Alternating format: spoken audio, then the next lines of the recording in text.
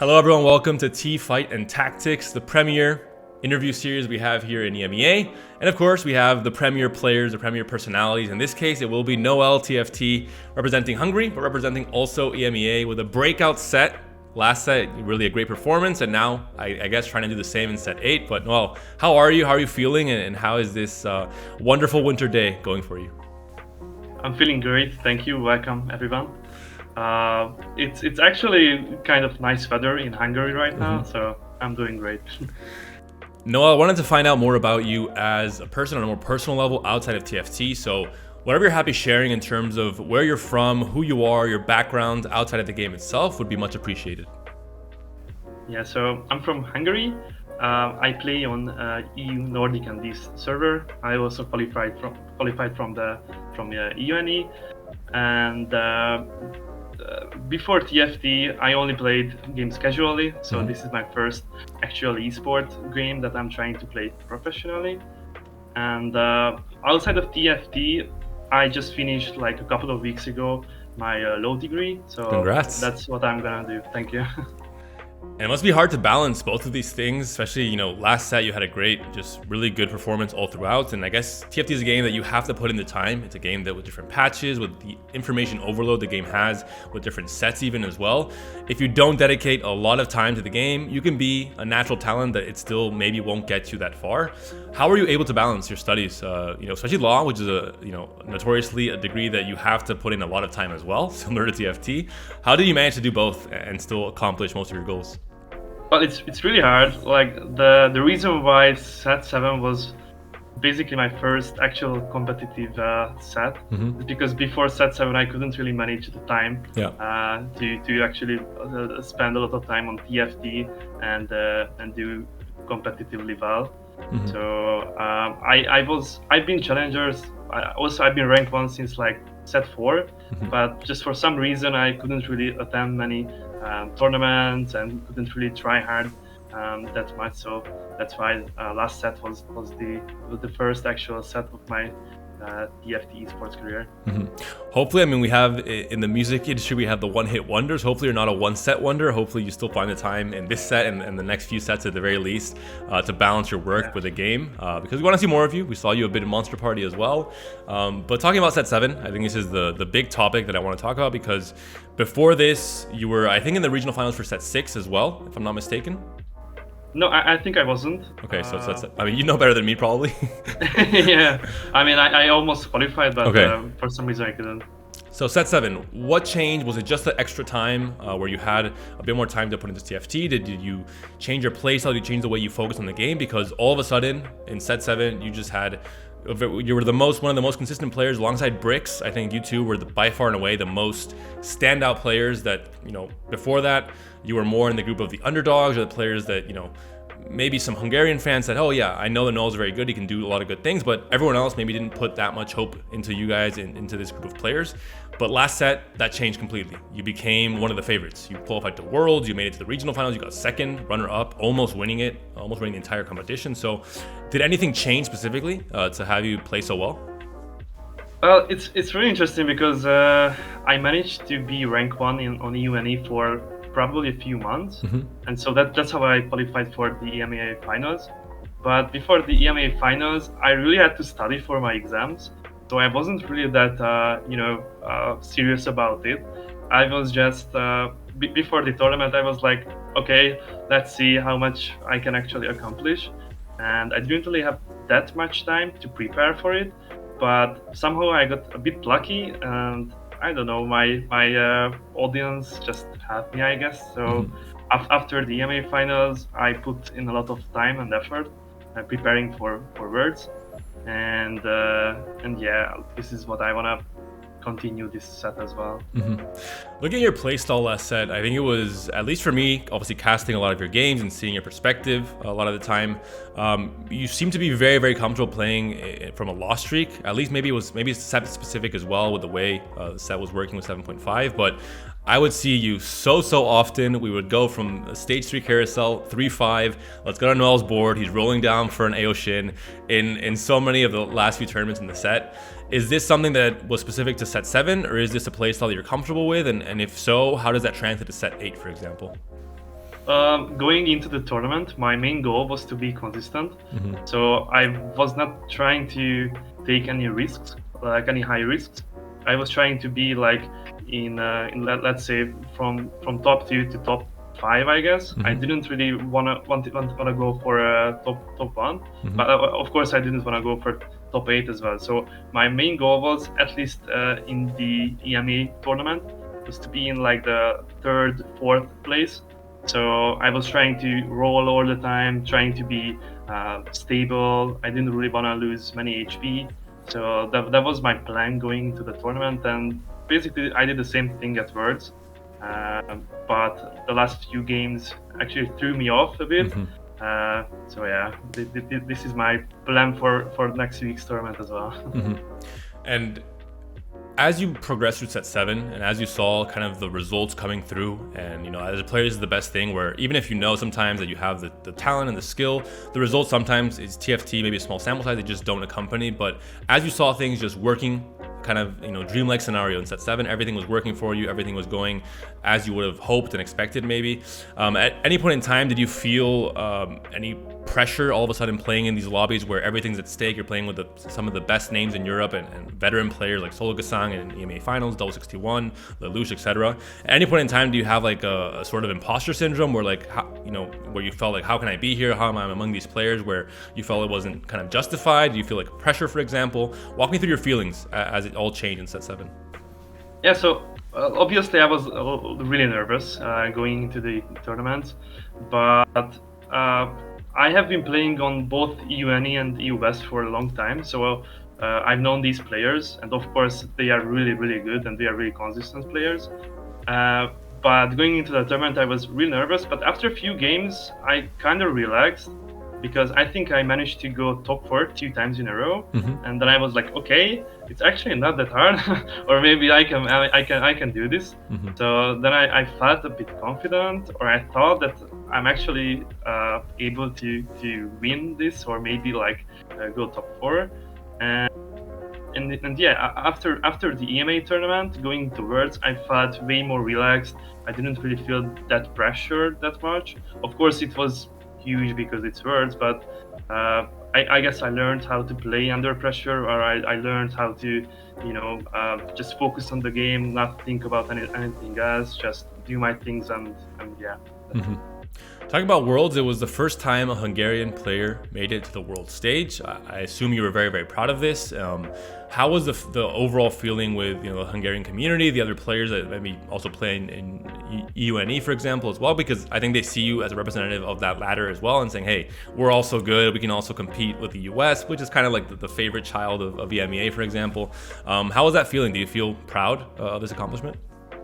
Yes. Of course, the Hungarian fan base was amazing. They were really supportive. They were there all the time on my streams, cheering for me through the tournaments, and also, like as you said, most of the top EUNE players, I was talking to them, and of course they wished me luck. They were really kind and supportive. So I felt that I didn't only have to make Hungary proud, but also EUNE server as well. So it was two things. And also a player like Saudi, for example, who was so close in set 6, played in the last chance qualifier, also representing Hungary. He almost made it through in the end, lost in those last few spots, and it was Ging in the end that made it through, and also Lucas. So yeah, it was very close in set 6, but set 7 finally you made it through. How do you feel Hungary as a country, specifically now, going into set 8? Do you feel there's more talent that's being developed? Do you feel there's other players like yourself and Saudi that are going to be trying to fight among the best in Europe? I think there are a lot of good Hungarian players, like top players. I think on the EUNE, in the top 20, there is like 5 Hungarian players. I don't really know any new ones since set 7, so I think it's the core TFT, the core Hungarian TFT players that are still playing and doing their best. But I hope that in next week's tournament in GSC, in the first GSC, they can make it to day 3 and make Hungary proud as well. And the players that you prep with and that you try and share information and try and improve the game, are they mostly Hungarian players? What does your scrim group look like? What is the group that kind of you really counted on a lot in set 7 and maybe now in set 8 as well? Or are you just a lone wolf that just likes doing things on his own? Well, I wish there was scrims with Hungarians, but unfortunately, not yet. I'm usually doing things by myself. I'm watching a lot of streams, other pro players streams. I'm trying to learn from them because there is always something you can learn from others. I'm trying to analyze their games, my games. Like I'm trying to find my mistakes and work on them. But mostly, actually, I watch a few other streamers like Basic. I learned a lot from him. Even last set or this set, all the time he can always say something new that's really interesting. Or actually, this set I watched a lot of Sologasang stream. He's been rank 1 for a really long time. So yeah, there is a lot you can learn from him now. And have you considered changing this approach of being more of a lone wolf? Because at least if I was in your position, you've proven a lot as a player already. You have kind of the reputation is maybe the hardest part in terms of competing and in terms of trying to find a scrim group. And the hardest part is saying, hey, I'm actually a good player. Like, believe me, I'm not just some guy pretending to be a good player. You've proven it in set 7. You've had great results. You've proven you can be among the best, and you have the mental and also the game knowledge to do so. Have you considered reaching out to other players that maybe you find that are in your similar spot that don't have that very strong national community, like the French, like the Polish, like the Spanish, some of the more like lone wolves, and try and form a wolf pack to get better at the game? Have you considered this at least?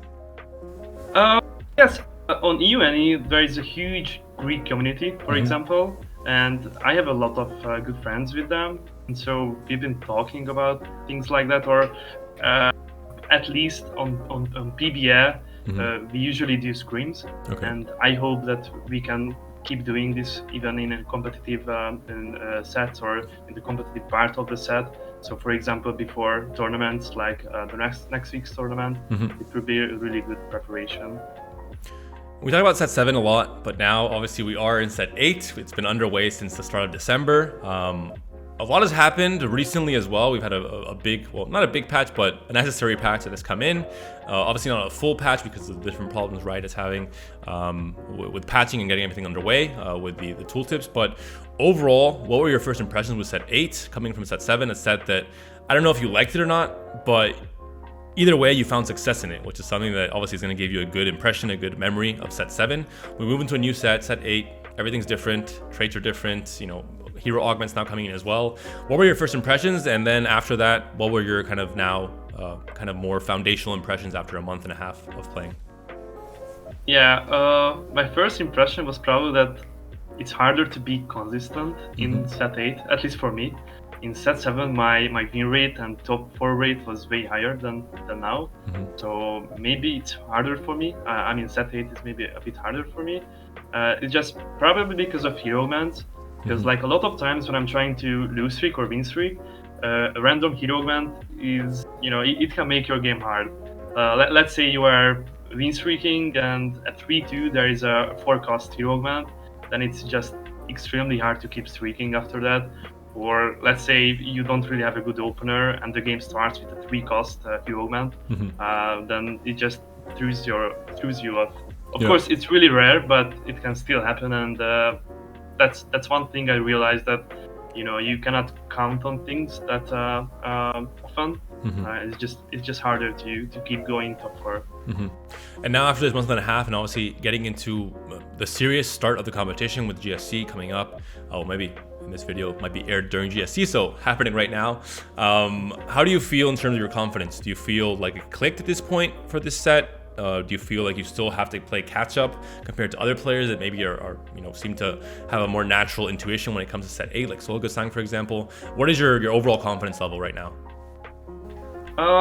I feel confident. I think I understand the set, but right now I'm also trying to, be a bit of a content creator. So on my streams, I don't really try hard that much. I try to be like, I don't know, funny or just, put in a good show. But of course, outside the stream, I try to keep learning the set. And during the tournaments, I just do my best. So it's like 2 really separate things for me. But I feel like that during the tournament, I can actually focus and do my best to perform at a good level.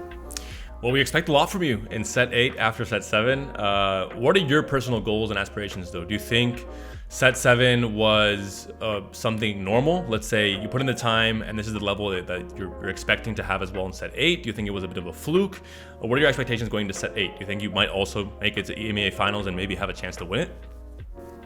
Well, I hope so. Like my personal goal is to make it to Worlds. Yeah. If maybe not in set 8, but next set or the set after. So I definitely want to keep competing at the highest level. And yeah, of course, EMA finals is before Worlds, so let's just make it to EMA, then we'll see.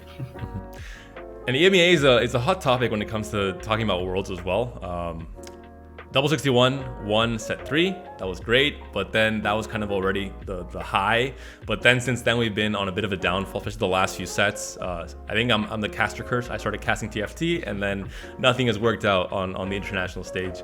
Do you feel there's a reason that EMEA just hasn't been able to perform in Worlds compared to other regions, where we might be fairly similar to a region like North America, for example, but they've had better results? Even considering last set, I think we had a really great roster of players on paper. I had very high expectations. You know, you and Brix, again, the standout kind of breakup performance at 7, but playing at a very, very high level, both of you. And then we had the classic trio with Lelouch and Dasik and Double 61. And things did not really go as I think anyone planned. Do you think there's a reason for this? Do you think there's some kind of thing that EMEA is doing wrong? It's actually hard to answer because, in my opinion, the EU West server in specific is really strong. Going to Worlds, I was really confident that if not me, the rest of the players like Double or you know, Lelouch would do really well because they are extremely talented players. And I've been playing on NA as well in the last couple of sets, and I felt like EU West has more better players, I guess. So I was surprised that in the end we didn't really do that well first. I think it's just a question of luck, because at the highest level in just a few games it's really, you know, of course skill is really important, but you cannot really do that much if you just overall the game. See, in that moment there when you're talking about you think that EU West players are better and NA is maybe not so strong, I would have said, oh yeah, North America is Disneyland. But now we don't have the right to do this kind of stuff. 2 sets ago, I could trash talk all I wanted to, but now, unfortunately, the results are not there. I can't back it up, so we can't say anything bad about NA for now. But hopefully, I'm counting on you, Noel, and other EMEA players to change that in this world and to allow us to trash talk once again, because I've been in a very bad position. Any Twitter argument or on the desk talking to Frodan or Bryce, it just does not go well for EMEA casters because of the performance in the last few sets. I want to talk about your thoughts with TFT and the future. Obviously, you mentioned you just finished a law degree. That normally means that you're going to be working. Obviously, you studied this law degree for a reason. You want to be getting into law, and that's something that's going to take a lot of your time. As long as you're following the general stereotypes about lawyers. How are you going to balance that with TFT? Do you think you can still compete in TFT and do both? Well, for set 8, I'm trying to focus on TFT, and after that, I wanna start working as a lawyer. But I think I can still manage to do both things, because the last couple of years were kind of the same. I mean, studying, you know, besides playing the game is almost as working besides playing the game. So I think I can manage. I can balance the two things. But of course, I will try to put more time into working. But well, at least in NA, Sox kind of does the same. So he works full time and still manages to be one of the top NA players. So I hope I can be the EU Sox, I guess. The EU Sox, I like that. And outside of competing, you also mentioned you're trying to steer a bit more in the direction of content creation as well, and trying to have that as a secondary avenue, or maybe primary if you end up enjoying that more than competing itself. Do you have any plans in terms of, are you just doing stream right now, or are you doing YouTube content as well? What are your kind of goals when it comes to content creation? Yeah, so I only stream TFT, of course, and I try to be regular about it. I started my YouTube and TikTok channel a few weeks ago, so I'm also And I know you're serious. If you're going to TikTok as well, then you're going all in. Then that's a good business plan for sure. Good content plan going into TikTok. Yeah, but mostly streams, and also of course the main goal is to prep for tournaments and participate in all high level TFT sport tournaments. And you want to do educational content or more just, as you mentioned before, kind of more entertainment? What's kind of the type of content you're going for? But it's both, I guess. For TikTok, it's mainly like highlights. On YouTube, I guess you can see some videos about explaining things, and on streams, I try to do both. I try to explain things that maybe people don't know or that's interesting for them, but I also try to make them laugh and just put in a good show. And yeah. Got you. Well, definitely, I'll be keeping an eye out on. I've seen your streams already many times, but I'll keep an eye out on your YouTube channel. TikTok, not so much. I'm not currently on TikTok, but maybe in the future I'll venture over. I'm gonna bring out now a spicy question, Noel. We haven't prepared any of this before, but I'll have to lay it down on you. I want you to give me your top 5 players of all time in EMEA. I did this with Double 61. He gave me his answer. You've been around for a long time. You mentioned since set 4, reaching the #1 rank in EUNE. So you definitely played with and against, and you know all the top names. You've seen the tournaments, I assume, as well, following the esports scene in EMEA. So as quickly as you can, it doesn't have to be super in-depth, doesn't have to be in order, just 5 players that come up into your mind when you think about the top 5 players in Europe and the players that maybe you want to aspire to be like to enter this list in the future. Oh, it's actually really hard. Well, not in order, but I would definitely say KC Double, of course. I would say Dasik again. I would probably mention Trey from EUNE, because on EUNE I think he's been really consistent, and when he wanted to reach rank 1, he could always do it really easily. Well, Lelouch, he's been really, really good for a lot of sets now. And I don't know. Well, did I mention Dasik? I believe you have, yeah. Double 61, Dasik, Trey, and we're missing one more. And Lelouch, and then one more.